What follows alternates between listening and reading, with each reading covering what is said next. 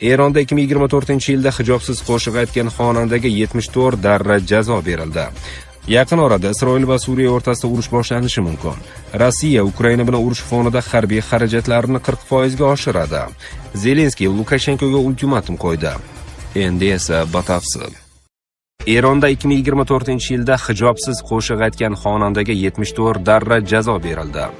Eronlik xonanda Parasto Ahmadi va uning jamoasidagi 8 kishi 74 darra qamchilash jazosiga hukm qilindi.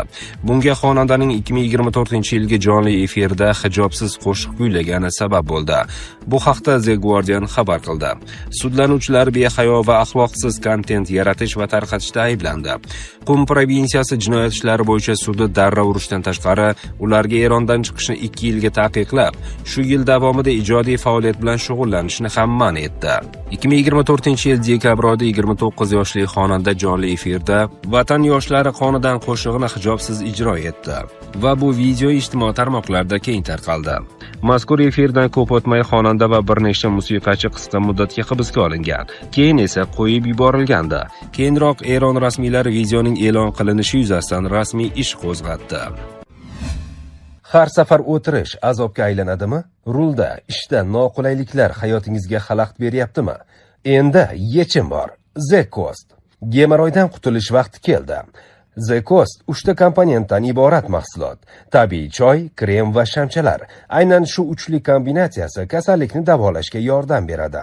Og'riq va noqulaylikni ortda qoldiring. The Coast qulay hayot sari ishonchli qadam. Hoziroq bizning nomimizdan bog'laning va 50% chegirmaga ega bo'ling. Yaqin orada Isroil va Suriya o'rtasida urush boshlanishi mumkin.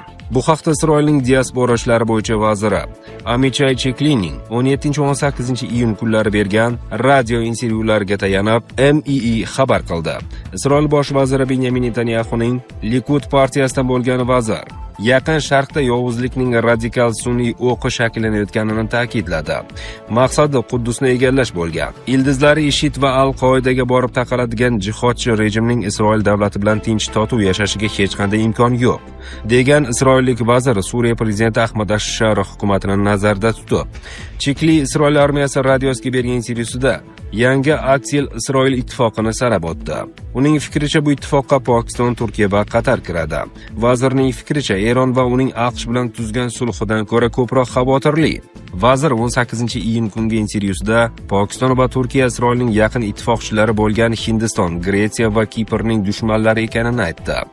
U Turkiya, Qatar va Pokiston ittifoqini ilgari ko'rilgan har qanday xavfdan ham dahshatliroq yovuzlik o'qi deb ta'rifladi.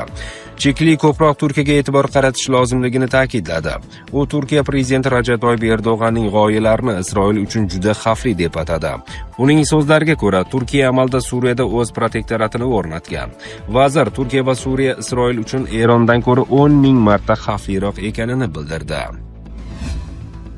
Zelenskiy Lukashenkoga ultimatum qo'ydi.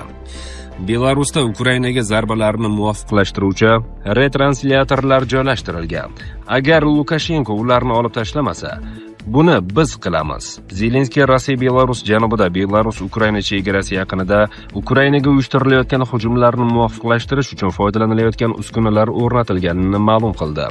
Ukraina prezidenti Belarus rahbarini ushbu qurilmalarni bir hafta ichida to'liq olib tashlashga chaqirdi.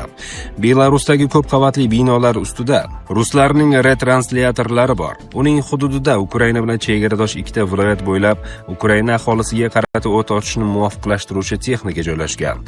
Lukashenko buni olib tashlay oladimi? O'ylaymanki, buni qilish uchun unga bir necha hafta yetarli bo'ladi. Agar buni Lukashenko qilmasa, biz qilamiz, deya ta'kidladi Zelenskiy. Ukraina yetakchisi shuningdek Belarusni Rossiyaga neft mahsulotlari yetkazib beruvchi asosiy davlatlardan biri deb atadi va Lukashenkoni buni to'xtatishga chaqirdi. Zelenskiy Belarusning Rossiya va Ukraina o'rtasidagi urushga kirmaslik haqidagi va'dasiga shu tariqa munosabat bildirdi. Lukashenko bu haqda Al Arabiya telekanaliga bergan intervyusida aytgan edi. Rossiya Ukraina bilan urush fonida harbiy xarajatlarni 40% ga oshiradi. Bloomberg agentligi manbalariga ko'ra, Rossiya hukumati 2026-yilda urush xarajatlarini yana 4-5 trillion rublga oshirishni rejalashtirmoqda. Bu byudjetda ko'zda tutilganidan 40% ga ko'p demakdir. Rossiya hukumati bu qo'shimcha mablag'larni ichki bozordan qarz olish hisobiga kiritmoqchi. Agentlik manbalariga ko'ra, gap 2-3 trillion rubl qarz olish haqida ketmoqda. Rossiya byudjetining hozirgi variantida mavjud ichki qarzni to'lash xarajatlari 4 trillion rublni tashkil qiladi. Bu umumiy federal byudjetning qariyb 9% ga teng. Mazkur xarajat mudofaa, milliy xavfsizlik, ijtimoiy siyosat va iqtisodiyotdan keyingi 5-eng yirik xarajat bandidir. Bloombergning yozishicha, Rossiya uchun qarz olish muqarrar. Zero 2026-yilning dastlabki 5 oyida mamlakat byudjeti taqchilligi allaqachon 6 trillion rublga yetdi. Bu butun yil uchun belgilangan ko'rsatkichdan qariyb 60% ga ko'p. Iyun oyi boshida Bloomberg Moliya vazirligi va Markaziy bank vakillari Vladimir Putinni ogohlantirgani haqida yozgandi. Ular mudofaa xarajatlarining hozirgi darajasi byudjet taqchilligining xavfli o'sishiga olib kelayotganini aytgan. Biroq agentlik manbalariga ko'ra, Rossiya prezidenti Moliya vazirligiga boshqa xarajatlarni qisqartirish yo'llarini izlashni buyurgan, ammo mudofaa xarajatlariga tegmaslikni topshirgan. Isroil va Hizbulloh o't ochishni to'xtatishga kelishib oldi. Ommaviy axborot vositalari 19-iyun kuni Isroil va Hizbulloh o'rtasida o't ochishni to'xtatish bo'yicha kelishuvga erishildi. Bu haqda AQShning yuqori martabali amaldorlaridan biriga tayanib Reuters xabar qilgan. Manbaning aytishicha, sulh rejimi 19-iyun kuni mahalliy vaqt bilan soat 16:00 da kuchga kiradi. Hizbulloh va Isroil o't ochishni to'xtatishga kelishib oldi, degan amerikalik rasmiy. Uning aytishicha, kelishuv AQSh va Qatar vositachilari tomonidan Eron ko'magida olib borilgan muzokaralar natijasida ishlab chiqilgan. Rasmiyning so'zlariga ko'ra, bugungi qurolli to'qnashuvlardan keyin tomonlar hozirda sulh rejimiga amal qilishga rozilik bildirgan.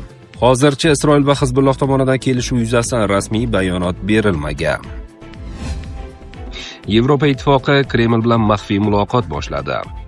Yevropa ittifoqi Rossiya Ukraina urushi bo'yicha ehtimoliy muzokaralarga zamin yaratish maqsadida Kreml bilan norasmiy aloqalar o'rnatgan.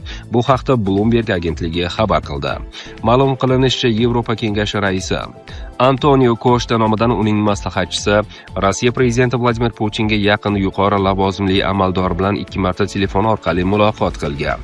Suhbatlar kelajakdagi aniqroq muzokaralar uchun sharoit yaratish maqsadida o'tkazilgan. Biroq ushbu muloqotlar qachon bo'lib o'tgani va ularda aynan kimlar ishtirok etganiga oid ma'lumotlar ochiqlanmagan. Antonio Costaning matbuot xizmati ham, Kreml matbuot kotibi Dmitriy Peskov ham bu xabarga izoh berishdan tiyilgan.